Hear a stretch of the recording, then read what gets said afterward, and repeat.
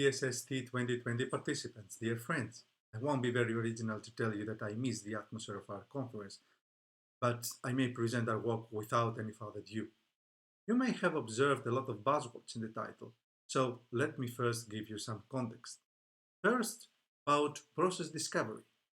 General idea is to exploit data, for example, a flat file that contains information about who did what, when, to create a captivating process map that provides a comprehensive view of the underlying process. However, reality is not always that attractive. It is common in flexible environments like healthcare or customer service to get process maps like this one because the pathways along the process vary a lot. This kind of diagrams, spaghetti diagrams, obviously cannot contribute much to our knowledge. So how to deal with this issue? One option is to forget process maps and simply to discover marginal rules. But what if we do need a process model? Then we practically have three options. Either pre-process the data to subset it into multiple meaningful niches, or abstract it to a higher level, for example by merging some elements, or perform the so-called trace clustering, that is, identifying groups with similar behaviors and deliver a model per group. The latter is the focus of this work.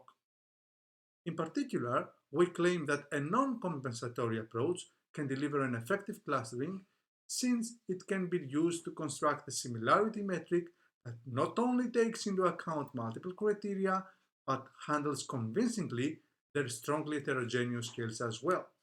But more importantly, it responds to the prevalent decision-making situation that demands to renounce compensation among criteria.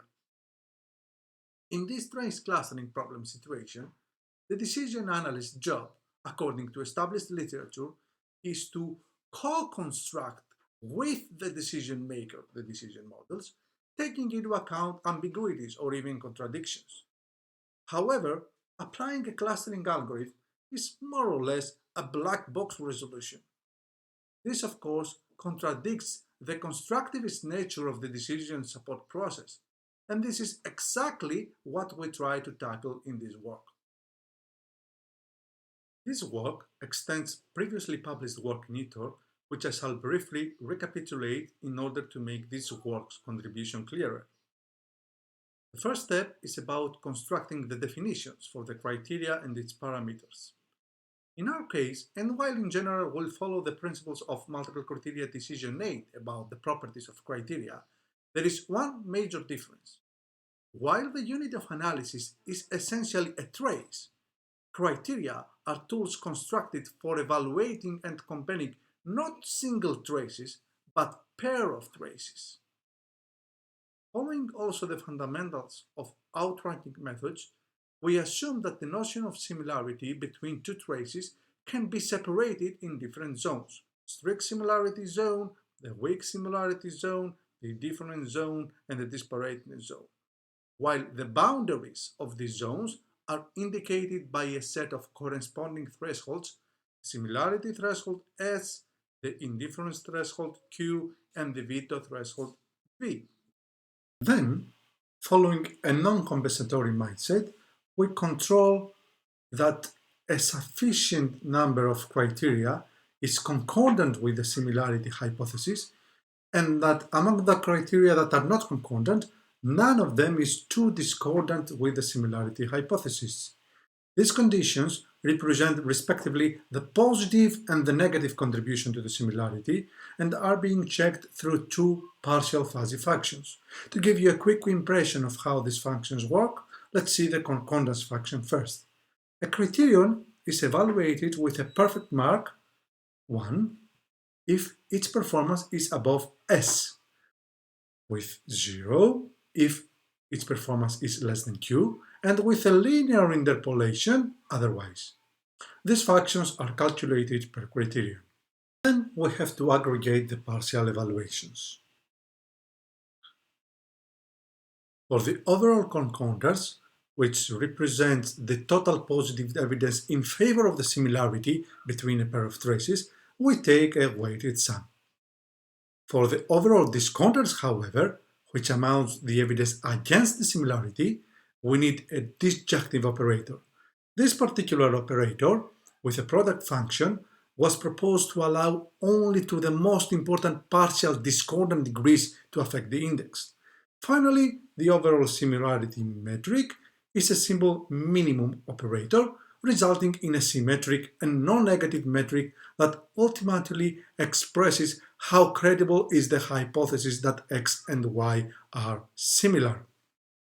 Then we just use the pairwise similarity matrix to apply an agglomerative hierarchical clustering. And that was the previous work. We will now present the enhancements to the original work. First, we apply a more efficient clustering technique, spectral clustering.